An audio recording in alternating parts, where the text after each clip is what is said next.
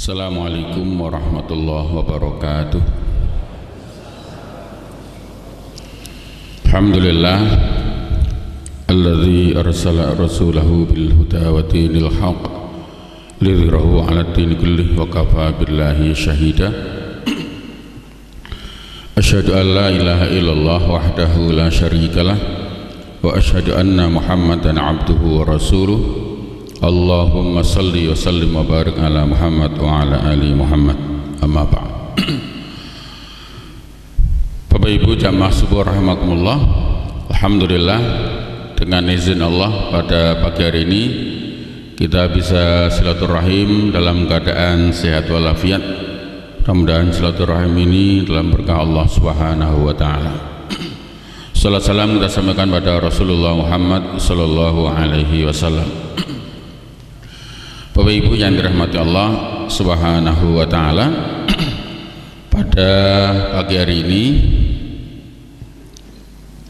saya ingin sampaikan sebuah nasihat atau wasiat dari salah satu sahabat Rasul, keponakan Rasul sekaligus menantu Rasul, di dalam menjelaskan makna kata atau kalimat yang sering disebut oleh Rasulullah Shallallahu Alaihi Wasallam dalam khutbah beliau, yaitu kata takwa, seperti nama masjid At-Taqwa. Bapak Ibu yang dirahmati Allah, dalam khutbah Rasul dan kemudian menjadi kesepakatan jumhur menjadi salah satu rukun khutbah, yaitu wasiat takwa. Para ulama bersepakat bahwa wasiat takwa adalah salah satu rukun khutbah. Maka khutbah Jumat ini bapak-bapak khususnya yang laki-laki, kalau Jumatan saya sarankan jangan tidur. Kalau tidur itu habis Jumatan atau sebelum Jumatan. Tapi karena sekarang ini kan ada problem, kita bapak-bapak laki-laki itu neng omah budrek, akhirnya Jumatan geni iso merem gitu. Nah, kan begitu kadang-kadang, karena ada nasihat begini, nah uripmu kakan masalah mumet neng omah budrek, neng omah judek sampai meh merem bojomu seh muni wae, maka Jumatanlah, maka insya Allah tekan gone merem Bapak. Iya, ini iya bisa disurvei Pak, perlu dikaji. Maka ada, saya tidak sebut kelompok mana, sampai ada yang saya tidak menyebut benar tidaknya, saya hanya cerita aja. Kita tidak sedang membahas hukumnya, bukan, saya ingin sedang cerita. Sampai ada sebuah kelompok masyarakat Muslim itu habis Jumatan tetap sholat duhur. Ketika ditanya kok double-double, enggak, sholat duhur Jumatannya itu menggugurkan kewajiban, tetapi karena tidak yakin bahwa ini, sekali lagi hanya pemahaman, tidak perlu diperdebatkan. Karena dia tidak yakin bahwa jamaah Jumat mau melek kabeh, bahkan mungkin sing melek rungokke khutbah tidak lebih dari 40 orang, atau karena jamaahnya besar kurang dari 100 orang, maka kemudian dia mengulangi dengan sholat duhur sampai begitu. Kenapa? Karena dia bingung, iki khutbah iso khusuk kabeh, jamaahnya khusuk semua, merem kabeh, dingkluk kabeh. Iya, sampai ada orang non sewu digugah, Mas komat Mas, malah kaget toh. Lho Pak, masjid mriki alirane napa Pak? Lah napa kok ora ono khutbah blas? Ngono iki Pak. Karena sejak teko sampai komat iki merem terus. Sampai kaget, lho kok ora ono khutbah ya Mas? Piye to Pak, jenengan iki turu terus ya. Iya. Bapak Ibu yang dirahmati Allah, Sampai begitu, sampai saking dia itu saking hati-hatinya. Sekali lagi tidak usah dibahas hukumnya karena ini sudah bukan wilayah kita. Saking hati-hatinya itu berjumatan tetap sholat duhur karena dia nggak yakin mau do melek kabeh selama jumatan. Ini kan menjadi, kalau saya melihatnya bukan fikihnya, tapi saya melihat nilainya. Ini betapa mengingatkan kepada kita agar jumatan itu melek. Ya, maka khotib itu disarankan kalau khutbah itu satu serius, dua bukan tegang ya, tegas, kalau perlu agak keras gitu, itu khotib Pak. Beda dengan ngaji Pak. Kalau ngaji ini kan lon-alon, santai, mandek itu. Tapi kalau khutbah Jumat yang dicontohkan Rasulullah itu tegas. Nah, kadang-kadang kita itu khutbahnya malah mendayu-dayu Pak, marah ke wong do turu Pak. Alhamdulillah ngono Pak ya, kan liut nahmaduhu wa nasta'inuhu, kan kayak wong dilus-lus Pak ya. Alhamdulillah ngono ki wong dangak Pak Jumatan iki nesuwi lho, ini kan loh begitu loh, khutbah itu manteng Pak, tegas begitu, tur aja suwi-suwi loh betul ya kan. Khutbah itu karena ini waktunya siang, apalagi Ramadan Pak, awan masjid asenan ngantuk ngeleh cepet merem itu Pak ya kan begitu. Maka kemudian iya dianjurkan khutbah itu tegas kencang. Iya, kalau digambarkan itu kan Rasulullah wajahnya sampai memerah kalau khutbah itu karena semangat gitu. Nah begitu kita ya rasa kudu merah karena semangat, karena jamaahnya banyak, dulu belum ada mic lah begitu.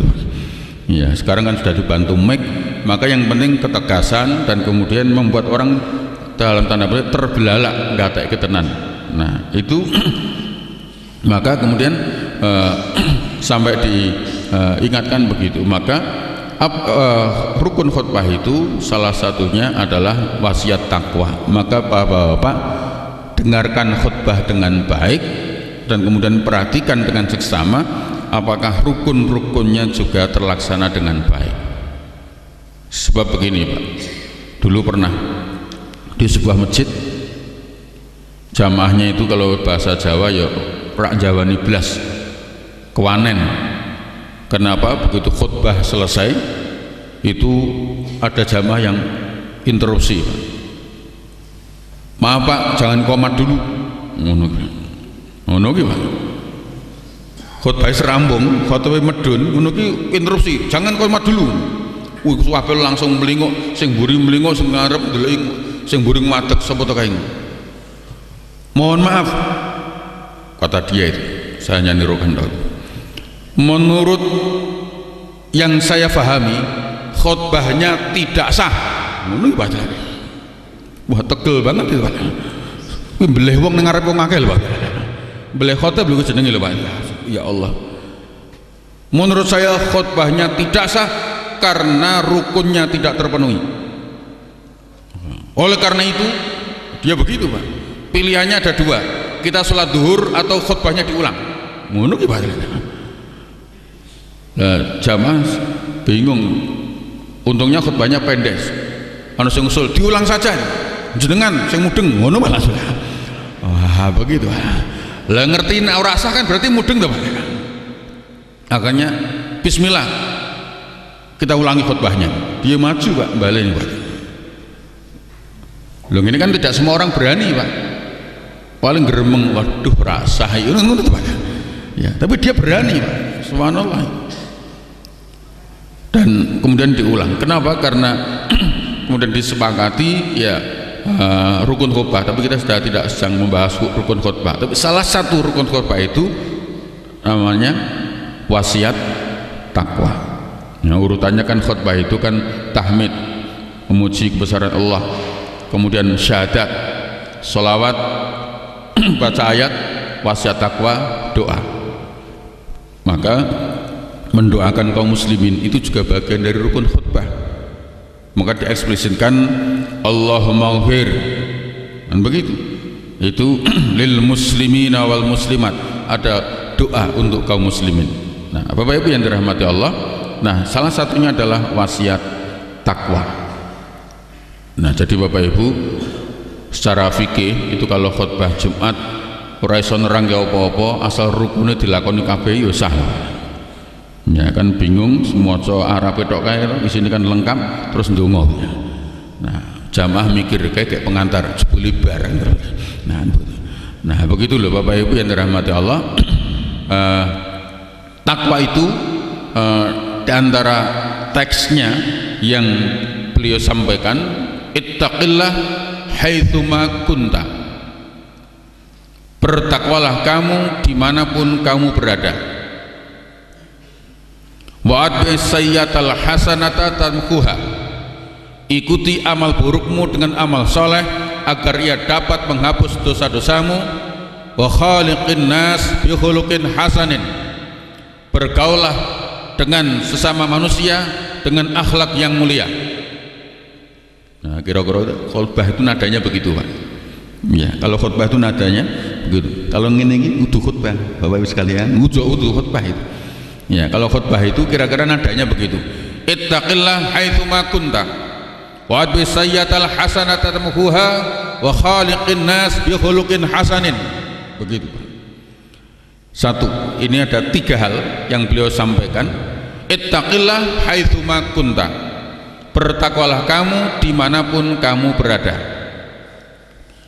Dalam bahasa kita orang Jawa, khotib biasanya begini, Pak. Monggo sami-sami nambah ajrih kita dumateng Gusti Allah. Itu penjelasan makna takwa yang kemudian dibahasa Jawakan, yang itu ditulis tahun 60-an. Ya kan, buku khutbah kuno itu yang saya diwaca itu, monggo sarang-sarang nambahi ajrih dumateng Gusti Allah itu kanthi nindakaken. Nah, itu makna takwa yang kemudian dibahasa Jawakan. Ya tidak salah, baik. Tapi kalau kemudian jamaahnya cah nom kabeh itu malah ranyaut belas itu. Monggo sarang-sarang nambahi ajrih dumateng ajrih yo apa? Bingung dia itu. Nah, ya maka Bapak Ibu yang dirahmati Allah, ya kalau kemudian jamaahnya di kampung sepuh-sepuh kabeh lah itu kemudian nganggo bahasa Jawa ya, bagus. Loh, jangan heran, Pak. Jangan mengira anak-anak kita mudeng bahasa Jawa, Pak. Anak-anak kita Pak ora sanake wong liya, anak kita urung karuan iso basa Jawa lho, Pak. Wah, anakku sok kabeh, putune jenengan, Pak, jajal cek. Ya. Jajal cek, Pak, putune jenengan kalau bisa bahasa Jawa dengan bagus lho, Pak. Kecuali di rumah bapak ibunya pakai bahasa Jawa. Wong bapak ibunya sudah pakai bahasa Indonesia, neng sekolahan nganggo bahasa Indonesia, pelajaran bahasa Jawa pengantarnya bahasa Jawa, bahasa Indonesia. Ya kan? Tur bocah cilik niku teng SD teng sekolahan trimo kon ngapalke aran-aran anak kewan. Ya kan, tidak bahasa Jawa yang benar, tapi masih banyak yang diajari aran-aran anak kewan. Wah. Dulu anak saya dapat PR begitu, Pak. Aran-aran anak kewan ditulis, Pak. Anak macan, macan cilik. Anak wedus, wedus cilik. Kan Bapak Ibu yang dirahmati Allah, daripada angel mumet. Bapak Ibu yang dirahmati Allah Subhanahu wa taala. Iya. Loh, kalau orang kota kan tidak pernah manggil pedete giring, tidak pernah begitu. Cempene kok tidak pernah begitu, langsung nama binatangnya juga begitu, karena sudah pakai bahasa Indonesia. Bapak Ibu yang dirahmati Allah, kalau dalam rangka menjaga nilai budaya itu bagus. Tapi kalau hanya kemudian untuk pelajaran kon ngapal ke bar kuwi lali kan eman-eman, kan lebih bagus diajari bagaimana nak matur karo wong tua piye, karo kancamu piye, karo sedulur sing luwih kan begitu mestinya. Tapi kemudian ya waktunya ora cukup, Bapak Ibu. Nah, Bapak Ibu yang dirahmati Allah, jadi ittaqillah haitsuma kunta, bertakwalah kamu dimanapun kamu berada. Lalu kemudian Ali bin Abi Thalib menjelaskan makna takwa kepada kita dengan sangat indah. Sebetulnya takwa itu apa? Ya kan? Takwa itu al khaufu minal jalil wal amalu bit tanzil asyukru alal jazil war ridha bil qalil wal isti'dad li yaumir rahil. Ini sangat puitis karena Ali bin Abi Thalib itu kan ahli bahasa, sastranya bagus. Kalau Kanjeng Nabi ngendika jarang seperti itu, karena nanti kalau sampai begitu akan difitnah, akan dituduh tukang syair, sehingga nanti Quran hanya dianggap syairnya Muhammad. Loh, ngaten. Kenapa? Karena bahasa Quran kan indah sekali, unsur-unsur uslubnya bagus, balaghahnya bagus, sementara Nabi bukan ahlinya. Loh begitu Pak, supaya kemudian terhindar begitu. Coba bahasa ayat-ayat Quran itu kan uslubnya indah sekali, balaghahnya sangat bagus ya. Dari syair secara umum orang juga senang mendengarkan. Qul huwallahu ahad Allahus samad at qul a'udzu birabbin nas malikin nas ilahin nas. Ngono ki ana wong Indonesia melu-melu niru-niru. Ya ayyuhan nas la ta'kulunan nas li'annahu fi batni fannas. Hei manungsa aja mangan nanas ning weteng marai panas. Apa yang dirahmati Allah Subhanahu wa taala. Ya kadang ada yang begitu. Ya kan dulu kan ada yang al-fil mal-fil wa ma adraka mal-fil. Niru-niru surat fil. Al-fil gajah, mal-fil. Apa itu gajah? Wa ma adraka mal-fil. Apa kowe tahu kepethuk gajah? Ngono. Ya gitu-gitu dah. Ya. Maka kemudian ini kita lihat sangat indah. Al-khaufu minal jalil, rasa takutnya kepada Allah itu amat sangat. Itu saja yang pertama, al-khaufu minal jalil, sehingga tidak ada peluang bagi orang yang bertakwa itu untuk melakukan kemaksiatan dalam pikirannya. Ya kan, dalam pikirannya itu sesungguhnya kalau orang takwa itu tidak ada peluang untuk maksiat. Kenapa? Karena dia yakin Allah selalu melihatnya. Ya, Allah selalu melihatnya. Maka dalam kisah tasawuf pernah diceritakan ada seorang guru sufi memerintahkan santrinya untuk nyembelih ayam dengan satu syarat, ora ono sing weruh. Sama ayam satu peso satu, ayam satu peso satu, terus nyebar golek nggon sembelih sing ora ono sing weruh. Ada yang masuk gua sembelih, ada yang masuk hutan sembelih, ada yang sampai numpak perahu sepi beleh, semuanya pulang dengan ayam yang tersembelih. Hanya ada satu santri yang kemudian ayamnya masih hidup. Ditanya, lho pitikmu kok ora mbok beleh dhewe, kancamu iso beleh kabeh apa kok ora usah? Saya sudah berusaha. Saya kemana saja mencari tempat, ke dalam gua, peteng dedet, ke tempat hutan yang tidak ada orang, semuanya, tetapi kok saya tidak berhasil mencari tempat yang tidak ada yang melihat. Kenapa? Karena dimanapun saya berada Allah pasti melihat. Coba itu takwa. Itu sudah, kalau bocah saya nyebutnya takwa tingkat dewa. Nah, kira-kira begitu ya. Ini cah nom saya kan golek istilah warna-warna ya. Begitu Bapak Ibu sekalian, tidak ada tempat yang tidak disentuh dan kecuali Allah pasti melihatnya. Iya kan? Maka kemudian takwa itu begitu. Loh, Bapak Ibu, kalau setiap kita laki-laki takwanya model begini, imannya model begini, Bapak Ibu yakin istri kita akan ayam tentrem sanadan tugas luar kota, luar provinsi, luar pulau, luar negeri sekalipun. Kenapa? Karena dia yakin suaminya takwa, tidak akan pernah berbuat maksiat karena dia yakin kepada Allah. Loh, mantep Pak. Duwe bojo ngene Pak, oh tentrem Pak. Tinggal setahun loh Pak, meskipun sebelah ini cah kos-kosan cah nom kabeh, tetap tenang. Kenapa? Aku ora weruh tapi bojoku yakin Allah melihatnya, meskipun cah nom-nom kos-kosan itu gandeng-gandeng tidak tertarik sama sekali. Lah nopo ora didit kabeh. Nah, kira-kira betul.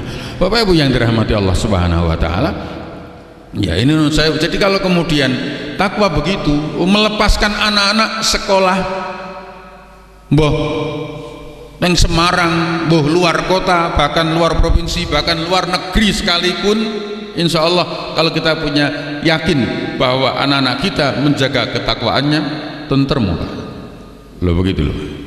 Makanya, tetapi kan kemudian harus ada syarat yang harus dilalui agar ngecul ke anak ki ayam, maka kemudian ada pendidikan sejak awalnya loh, kan begitu, dilatih kejujurannya. Makanya kalau nomor rapot nilai testing, bukan rapotnya, hasil ulangan anak-anak, berapapun nilainya anak itu, berapapun nilai dengan kertas cucu kita, wis disyukuri mawon, Pak. Iya, ya Allah, putuku kok bijine loro telu ya, kok kaya Pak nih ya, lho rasa ngono lah, ora rasa ngono Bapak. Iya, sing penting ditampa. Mbah bijiku telu, hebat. Mbah mbiyen 0, ngono. Iya. Lah kok 0 Mbah? Mbah ra sekolah oleh. Iya. Ndak apa-apa, jangan. Iya. Yang penting apa yang dihargai? Kejujurannya. Sehingga berapa loh, kalau orang tua itu Mbah Ning mengakui dan menerima, menghargai kejujuran anak, bocah iki nggo biji piro wani, Pak. Ngono lho, Pak. Kalau anak-anak diajarkan kejujuran, ditanamkan kejujuran dengan cara orang tuanya menghargai berapapun nilai yang didapat anak, lu anak nanti pulang nggawa biji telung ya papat santai, Pak. Iya. Bu bijiku papat 5 Bu. Surapopo nduk, sing meneng kowe jujur. Ibu bangga, kowe jujur wis bangga daripada songo nyonto kancane. Daripada songo ning ora asli nduk. Itu anak-anak kan santai. Iya.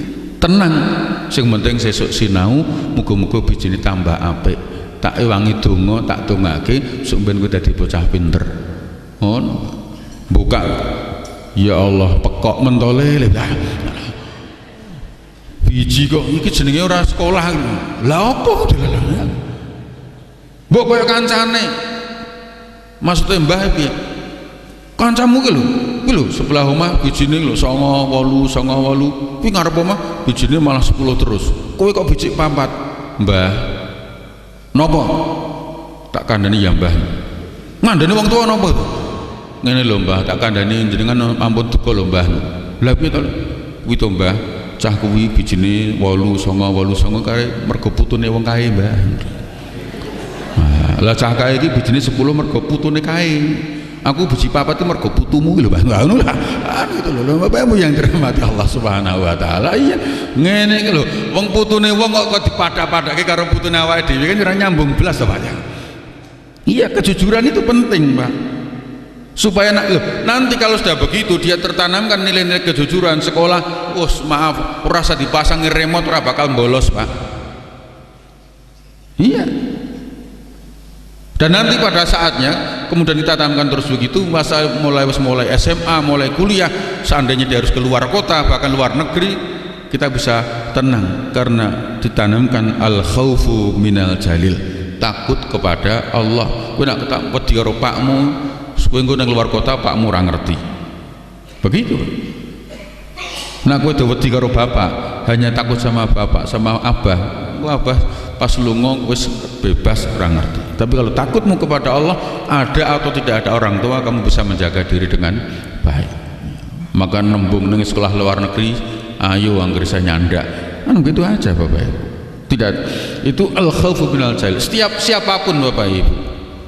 Loh maaf, bendara, ranting, cabang, daerah, wilayah, pusat kalau punya nilai begini, oh tenang Pak. Laporan cetok, ya kan, indah sekali. Ya. Nggak akan punya pikiran, oh iki kota amal kakean dilongiah. Nggak. Wong biasanya untuk 3 yuta, laporan 3 yuta wae. Nggak, karena dia yakin takut kepada Allah Subhanahu wa taala. Al khaufu minal jalil. Bapak Ibu yang dirahmati Allah. Yang kedua, wal amalu bitanzil. Beramal dengan yang diturunkan Allah. Apa itu Al-Quran? Al-Quran itu pedoman hidup, bukan kemudian jadi hal-hal yang tambahan-tambahan yang kemudian sesungguhnya tidak dicontohkan oleh Rasulullah Shallallahu Alaihi Wasallam. Nah, Bapak Ibu yang dirahmati Allah, iya. Maka kemudian kita diperintahkan untuk membaca. Bagaimana dia bisa menjadi petunjuk? Wong diwaca ya ora tahu.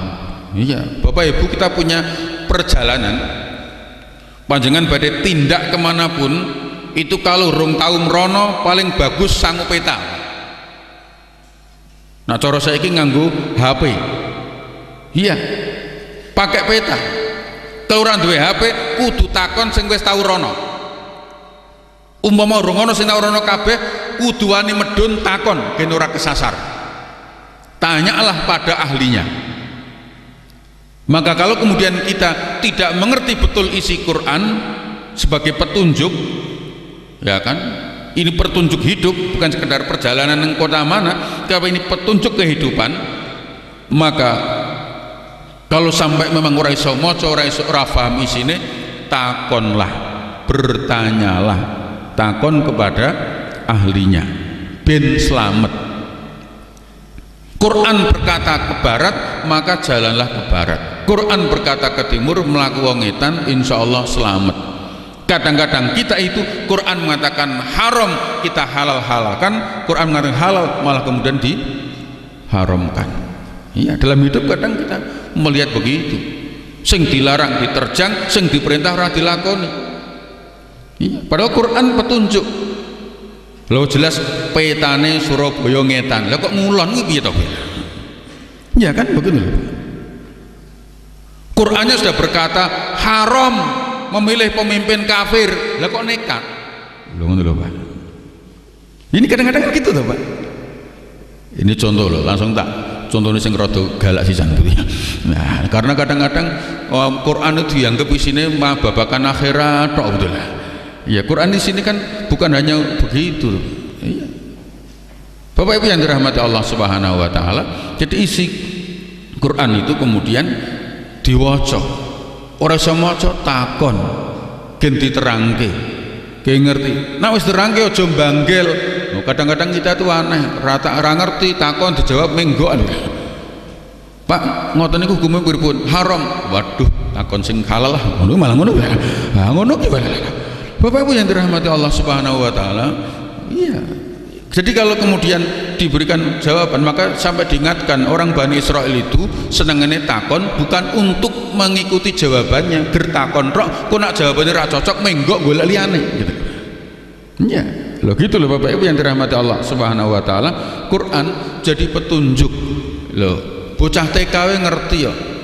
Kalau pergi hendak kemana jangan lupa membawa peta. Lho ngono ki, Pak. Kata Dora. Loh kan itu tuh ya kan. Nggih, Pak. Iya. Malah dari bocah-bocah saiki Doraemon ki asline wong Jawa, Pak, bukan orang Jepang. Wong kancane akeh kok. Nang kene iki Dora adus, Dora sarapan, Dora mangan. Ya kan gitu ya. Ya begitu loh Bapak Ibu sekalian yang dirahmati Allah Subhanahu wa taala. Iya. Jadi peta Quran ini peta jalan hidup yang harus dilalui orang yang bertakwa. Kalau ngaku takwa, menjadikan Qur'annya sebagai panduan hidupnya. Ngoten. Nah, secara ringkas maka kemudian sebelum saya sebutkan ringkasannya, maka kemudian kalau bisa diupayakan kita mau membukanya. Membacanya. Lah membaca itu mau dengan gaya atau model tilawah, model qiraah, model tadarus, monggo saja. Iya. Mau murattal juga boleh. Warattilil Qur'ana tartila. A'udzu billahi minasyaitonir rajim. Baca dengan tartil. Maka perintahnya itu sebelum baca Quran kan perintahnya membaca ta'awudz. Fasta'idz billah, yang diperintahkan itu membaca ta'awudz. Ta'awudz baca, kemudian dibaca Alhamdulillahi rabbil alamin. rampung. Padahal membaca Quran begitu Bapak Ibu sekalian, kelihatannya 2 ayat, bahkan mungkin kelihatannya 1 ayat, tetapi sungguhnya membaca Quran itu Allah akan berikan pahala 10 kali lipat dari setiap huruf. Maka alif lam mim itu bukan 3 huruf, tapi alif 10 kebaikan, lam 10 kebaikan, mim 10 kebaikan. Coba kita baca, subhanallah, indah. Sampai dimotivasi oleh Kanjeng Nabi begitu, Pak, baca Quran. Oratil Qur'ana tartila, baca Quran pelan-pelan saja. Apalagi ngimami, alhamdulillah, ngimami bacaan Qurannya tartil itu penak. Alhamdulillahi Rabbil Alamin Ar-Rahmanir Rahim Bismillahirrahmanirrahim Alhamdulillahi Rabbil Alamin Iyyaka na'budu wa iyyaka nasta'in. Ngono sing makmum ya judeg lho Pak. Ya Allah, cepete kok ngene ya Allah ya. Nah, Bapak Ibu yang dirahmati Allah Subhanahu wa taala, maka kemudian kita baca Quran dengan pelan-pelan, tartil. Ya, karena Kanjeng Nabi juga mengajari kita membaca dengan tartil, alon-alon. Nah, Bapak Ibu yang dirahmati Allah, tetapi kalau ada yang baca begitu ya sudah, tidak usah. Saya kan hanya nyontoni, tapi tidak usah caci maki, nggak usah diapakan, wong sing diwaca ya tetap Quran, gitu loh Pak. Hanya kita tidak begitu, itu aja maksud saya. Tapi kalau ono sing ngono ya perasa dicacat, ya biarkan saja, itu hak dia. Tapi saya mengajak untuk membaca dengan tartil, perintahnya begitu.